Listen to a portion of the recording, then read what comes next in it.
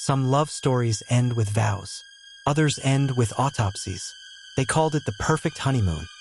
A young couple on the trip of a lifetime, 7 days of paradise after a wedding that promised forever. But forever for Rachel Monroe lasted exactly 1 week. The sun was still high over the Gulf Coast when hotel staff found her body. The bride who'd been laughing at breakfast was now lying lifeless in a marble bathtub. Her husband, Adam Blake, sat nearby, shaking, whispering the same word over and over. Accident. But there are no accidents when a mind like his is behind the scene. Not here. Not with the kind of precision detectives would soon uncover. Adam Blake was 34 years old, charming, educated, the kind of man who made you feel seen when he looked at you. He had the kind of smile that disarmed suspicion before it ever had a chance to form. Rachel was 29, a special education teacher from Atlanta. Her heart was the kind that trusted too quickly, and her faith in people ran deeper than her caution ever could. They met online like so many couples do. A message that turned into a conversation that turned into a love story. But love stories can lie, and Adam's did. To everyone who knew them, they were perfect together. He brought her flowers on random Tuesdays. He showed up to her classroom with lunch when she forgot to eat. He told her she made him believe in second chances. And she believed him. But Adam Blake didn't believe in second chances. He believed in opportunity. He studied people the way a hunter studies prey. Their weaknesses, their fears, their habits. He didn't fall in love with Rachel. He calculated her. The wedding was small, elegant, and deeply emotional. Friends said they'd never seen two people so in love. Rachel's parents cried during the vows. Adam did too. Tears he could summon at will. To him, the performance was everything. Because if you want to stage a perfect tragedy, you have to sell the illusion of happiness first. 1 week later, the illusion shattered. The call came in just after midnight. A hysterical husband. A bathtub. A woman who slipped and drowned. Or so he said. By the time first responders arrived, Adam was sitting on the bathroom floor, his hands trembling, his clothes damp with water, his voice barely above a whisper. He told them Rachel had been drinking wine, that she stood up too fast, lost her balance, and hit her head. They believed him at first. He had the grief of a man in shock, the kind that feels real because it looks real. But death has a way of talking, and Rachel's body was speaking louder than Adam ever imagined. The coroner noted bruising on her wrist, a faint ring of pressure marks, as if someone had grabbed her just before she fell. There was broken glass in the tub, but none of it on the floor. And the thermostat in their suite had been manually raised to almost 90 degrees just minutes before Adam made the 911 call. Detectives would later say it was the first time they realized they weren't dealing with an accident. They were looking at a setup. Adam told them he'd been asleep, that he woke to a crash, that he ran to the bathroom too late. But security footage showed him leaving their room twice that night, once at 11:30 and again at 11:50. He was seen walking toward the pool bar, not for help, but for ice. He returned with a small bucket, the kind used for champagne. That same bucket was later found empty beside the thermostat. The theory was simple. He'd used the ice to lower the temperature of her body while the room heat was turned up, an attempt to confuse the time of death. It was meticulous. It was intentional. And it was the work of a man who thought he could outsmart the science of death itself. Rachel's family flew in from Georgia the next morning. They clung to hope, to the version of events Adam gave them, because denial feels safer than truth. They buried their daughter in Atlanta 1 week later. Adam stood at her graveside, eyes lowered, a folded handkerchief pressed to his lips. Reporters called him the grieving husband, but the detectives working the case called him something else. A narcissistic predator hiding behind charm. Dr. Lena Carter, a forensic psychologist with the Bureau, was asked to review the early case files. Her analysis was unsettling. She said men like Adam don't kill out of rage. They kill out of control. To them, love isn't intimacy. It's possession. And when possession feels threatened, when the fantasy starts to crack, they erase the object of their control to preserve their own image. Adam's control had been cracking for weeks. Witnesses from the resort remembered arguments. Rachel crying near the pool. One staff member recalled hearing her say she felt trapped. Another said Adam had been checking the insurance policy just days before she died. And that was the key: insurance. $2.5 million worth of it. A policy Adam took out 3 months before the wedding. He told Rachel it was just responsible planning. She believed him. Investigators soon discovered that Adam's financial records told a different story. Credit card debts, failed business ventures, an offshore account opened under a false name just weeks before the wedding. The picture was clear now. The honeymoon wasn't the beginning of their marriage. It was the endgame, but there was still something no one could explain. Why Rachel? Why her? Dr. Carter had an answer for that too. Predators like Adam don't pick victims by chance, she said. They pick them by purpose. He didn't want a strong partner. He wanted an audience. Someone whose love would make his performance look real. And the performance had been flawless, until the smallest detail unraveled everything. While reviewing hotel records, Detective Rossi noticed something strange. Adam had requested a late checkout for the morning after Rachel's death. He claimed it was to deal with the trauma. But the timestamp of that request was made at 11:47 p.m. 13 minutes before he called 911, meaning Adam had already planned his exit before the murder was complete. That was enough for a warrant. When investigators searched Adam's Florida home, they found evidence that turned a suspicious accident into a premeditated homicide. Printouts of travel insurance terms, drafted claims in Rachel's name, and one photo, taken weeks before the wedding, of Adam on a different beach with a different woman. Her name was Julia Barnes. She was engaged to Adam in 2015. She drowned on a trip to Mexico. The case had been ruled accidental. That photo wasn't a coincidence. It was a pattern. And suddenly, detectives realized Rachel Monroe Blake wasn't Adam's first accident. She was his third. In the world of homicide investigation, patterns are everything. They reveal not just what happened, but why. And Adam Blake's pattern was emerging. Calculated marriages, isolated destinations, sudden deaths, and payouts that followed every time. The perfect husband, the perfect crime, until now, because the next discovery would expose a mind far darker than anyone imagined.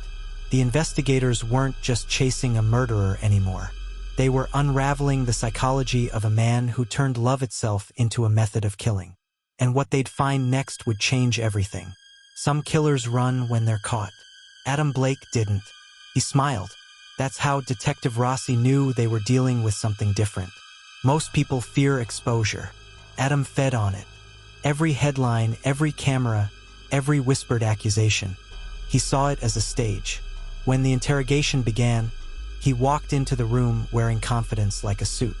Pressed shirt, polished shoes, no lawyer, just charm. He thanked the detectives for their time. He called them gentlemen, and when they asked if he'd hurt his wife, he laughed softly. "No," he said, "I loved her." The words came out rehearsed, like lines from a play he'd performed before. And in a way, he had. Dr. Lena Carter watched from behind the one-way glass. She wasn't looking for guilt. She was watching for pattern. The way he controlled the rhythm of conversation. The pauses he allowed. The moments he used empathy as a weapon. It was all there, the hallmarks of narcissistic psychopathy. High-functioning, calculated, emotionally hollow. He wasn't nervous. He was bored. He leaned forward, fingers steepled. He asked to see photos of his wife, said he wanted to say goodbye properly. But when detectives slid the file across the table, he didn't flinch. He didn't even look sad. He studied the photos like blueprints. Then he smiled again. "You'll never prove intent," he said. That was his mistake, because intent wasn't what would convict him. Pattern would.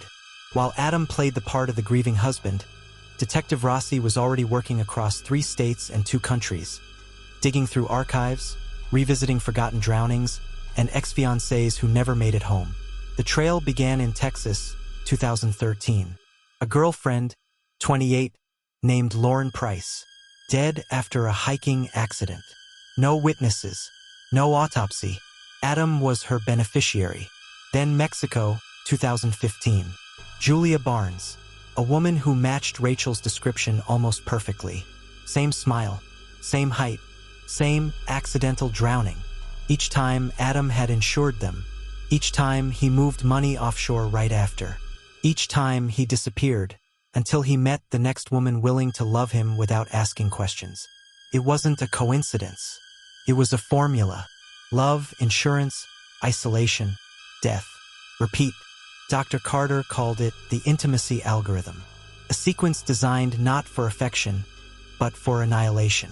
He builds trust like scaffolding, she said. Then he removes one piece at a time until it collapses. But even the most perfect scaffolding eventually reveals its cracks. One of those cracks came from an overlooked flight manifest.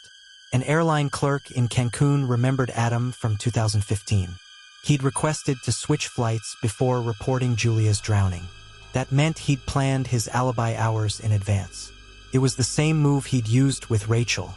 Change the timing, control the narrative, rewrite the truth before it's discovered. Only this time, the truth was already catching up. Detectives subpoenaed his cloud storage. They found something worse than evidence. They found practice, voice memos, dozens of them, rehearsals of grief. Adam Blake teaching himself how to cry on command. The sound of his voice filled the room. "Start slow," he said on one recording. "Pause before you break. People believe pain when it stutters." It wasn't guilt. It was rehearsal. He'd been rehearsing for years. Rossi listened to every file. The deeper he went, the more the performance turned into pathology. Each memo was a mirror of a future crime, a plan wrapped in empathy. The more investigators learned, the clearer the profile became. Adam wasn't killing for money. The money was just punctuation. He was killing for control, for the feeling of being smarter than everyone in the room. Dr. Carter described it best. He's not addicted to murder. He's addicted to the illusion of mastery, the idea that he can shape reality itself. But illusions break, and Adams was starting to fracture. 2 weeks after his interrogation, a forensic accountant found a hidden transfer from Rachel's joint account to an offshore trust. The date? 1 day before the wedding. Recipient? A woman named Clara Vance. No one knew who she was. But when agents traced the name, they found a connection that stopped them cold. Clara Vance wasn't real. She was an alias, used on travel bookings by Julia Barnes, the fiancée who drowned 4 years earlier. It was as if Julia had never really left his story. She'd been resurrected on paper, a ghost inside his finances. A phantom identity Adam used to move Rachel's money after her death. Dr. Carter called it a psychological echo.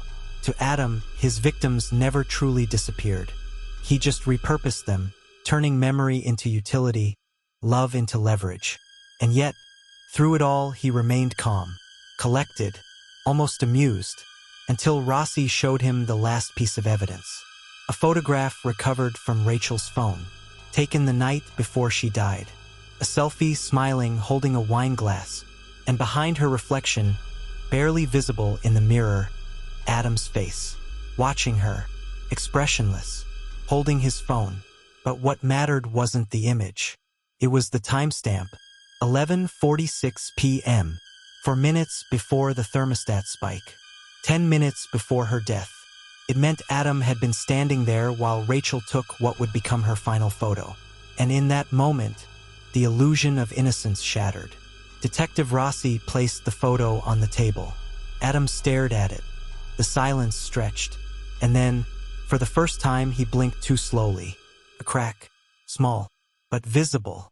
He leaned back, let out a breath, and whispered, "You people don't understand. She wanted it to be perfect." It was the first hint of confession, the mask slipping just enough to expose the void underneath. Dr. Carter leaned toward the glass. Her voice was barely audible. "There it is," she said. "The power shift." Because in that single sentence, Adam Blake revealed what every narcissistic killer eventually does, that they believe their own story, that the lies aren't protection anymore. Their identity. He didn't kill Rachel out of rage. He killed her to preserve perfection. to freeze the version of love he could still control. But what Adam didn't know was that Rossi wasn't finished. There was still one name left on that list of offshore transfers, a fourth woman alive living in Oregon. A name that would blow the case wide open. Her name was Tessa Moore, and 4 years earlier, she had been engaged to marry Adam Blake. But she disappeared before the wedding. Nobody. No police report. No goodbye. When the FBI found her, she was very much alive, and she had a story to tell. It was the story Adam never wanted the world to hear. The story that would prove Rachel's death wasn't the end of his plan. It was the beginning of something much darker. Justice was finally catching up. But Adam Blake's mind was just getting started. Tessa Moore, the name that Adam Blake hoped would never resurface. She had vanished before their wedding. Everyone assumed she'd left him. But the truth was stranger, she'd run. When agents found her in Oregon, she was living under a different name, working quietly at a library, looking over her shoulder every time a car slowed outside. She agreed to speak only once. And when she did, her voice trembled like someone stepping back into a nightmare. She said Adam wasn't violent at first. He was attentive, loving, too loving. The kind of attention that feels flattering until it starts to smother you. Then came the rules. How to dress, what to eat, who to talk to. He told her it was structure, a way to protect their bond. But she began to see it for what it was, control disguised as devotion. The last night she saw him, she found a folder on his computer. Inside were photos, not of her, but of women she didn't recognize. Smiling, happy, all of them gone now. She ran that night. No goodbye, no confrontation, just fear and survival.